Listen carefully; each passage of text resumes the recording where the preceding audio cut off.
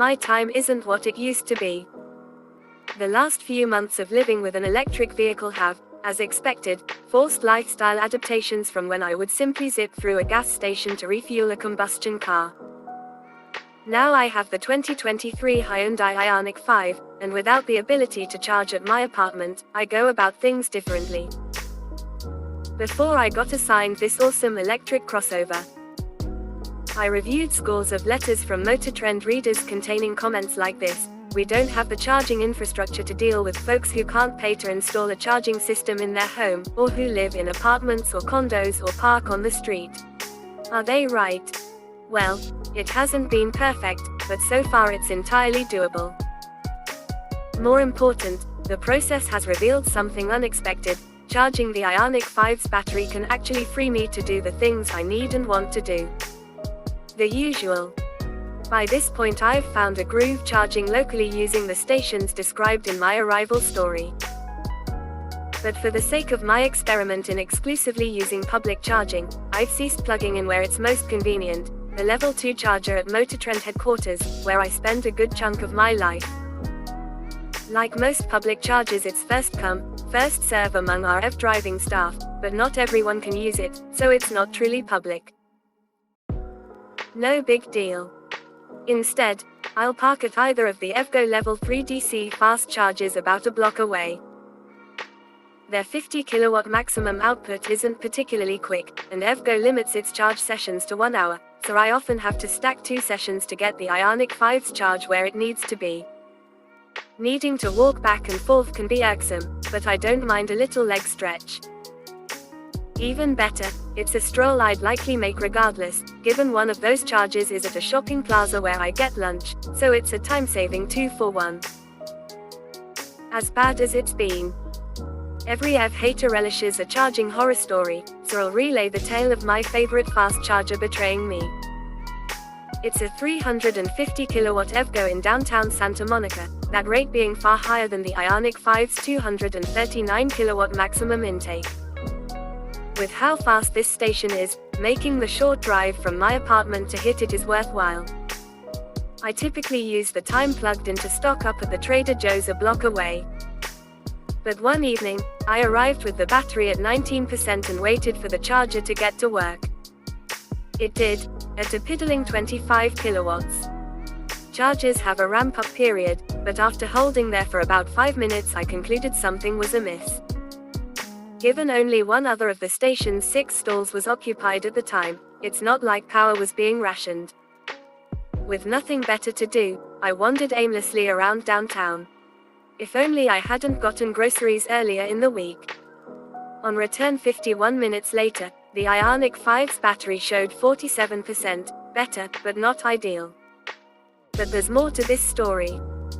A few days prior, an EVgo email had landed in my inbox, alerting me of unspecified updates to that station scheduled for the future. When was the last time a gas station reached out to let you know a pump was down? Anyway, perhaps I was naive in not considering those updates might relate to making it work reliably again. But they did. When I returned a few weeks later, it charged the Ioniq 5 at a blazing peak of 234 kilowatts, getting the battery from 8 to 90% in 28 minutes.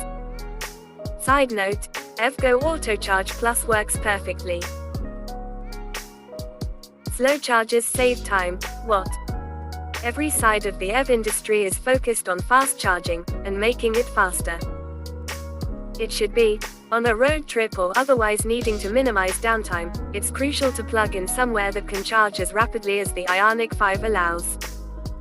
But the odd thing about fast chargers is that they can inflict wasted time.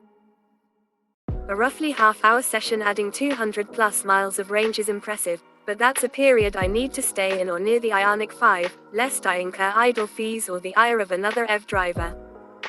But it's also not necessarily enough time to get anything meaningful done.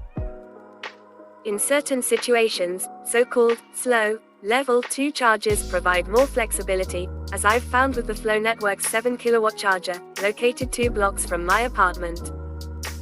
I must retract my earlier cruel descriptors of it, too slow to be worthwhile, and a worst-case scenario. It's proven to be neither. Driving home late one evening, I found myself on the brink. With the Ioniq 5's battery at just 4%, I'd left barely enough to reach a fast charger the next day, if it would be enough at all. But that neighborhood plug sat unoccupied, so I decided to see what it could do for me overnight.